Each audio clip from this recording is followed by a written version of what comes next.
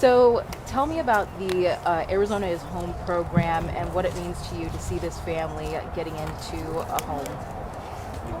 So across the state, I hear about housing affordability as a huge issue, whether it's rental or homeownership, and we've been able to make some really critical investments to build more affordable housing, and this one particularly to help with homeownership. So when we announced the program in April, it was to provide down payment assistance, which this family received, as well as interest rate assistance. And so far the program has helped 362 families. It should be able to help up to 500. And this is such a great example of why these investments matter. It's making the life for this family better. Home ownership provides stability. I could hear her daughters so proud that she was able to do this with this program, and so making home ownership affordable and accessible is really important to my administration. We'll keep doing more of it. Can you help paint a picture of why this is important in Arizona? Housing affordability is a huge issue, and we were impacted by inflation more here than other states, and a lot of that was driven by housing prices. We're continuing to grow the economy and create jobs, and to keep up with that, we have to have housing that workforce can live in.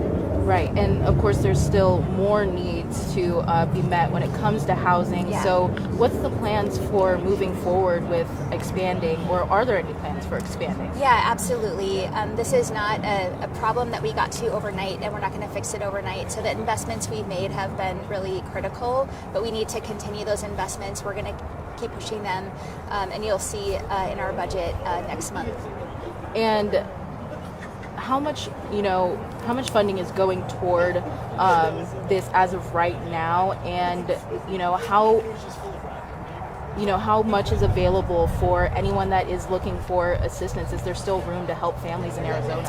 Yes, the initial funding was able to help up to 500 families, and so far 362 families have been able to purchase a home, and so hopefully more folks will learn about this and take advantage of it.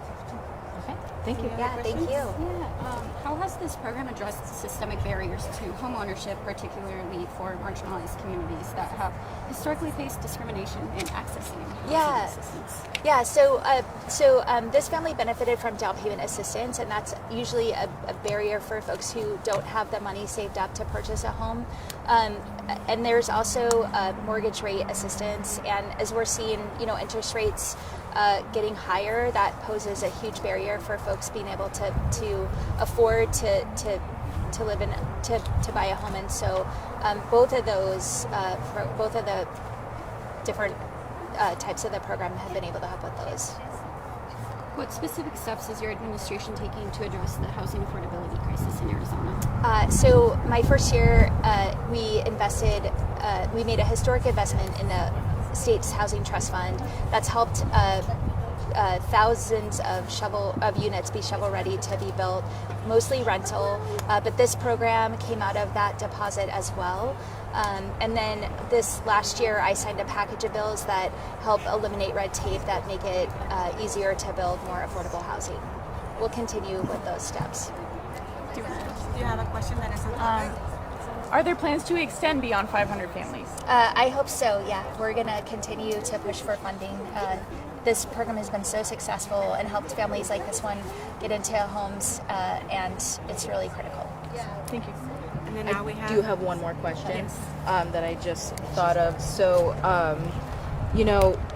given that this is encouraging people living in Arizona to be able to make a home out of this state, I was looking into whether this is strictly for people that are born and raised here in Arizona, and I saw that there were no restrictions. Was this an intentional choice, and what is your stance on that? We have so many people moving here from out of state, and really it's just for first-time home buyers, so that was the main criteria. Okay. Yeah.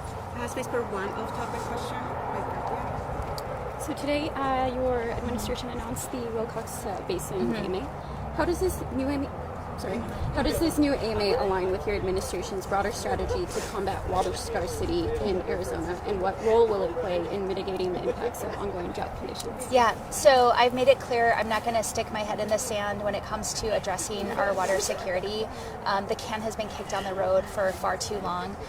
This particular, the authority we have to establish an AMA was established in the 1980 Groundwater Management Act, and this is the first time it's being used by the administration. The Wilcox Basin has been troubled for a long time.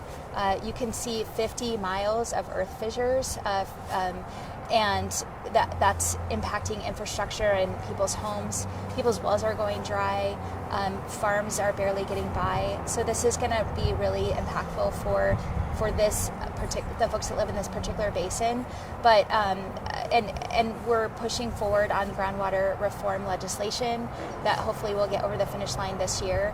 That gives communities like Wilcox additional tools to help manage their groundwater and secure their water future. Thank you. Thank you, everyone. Yeah.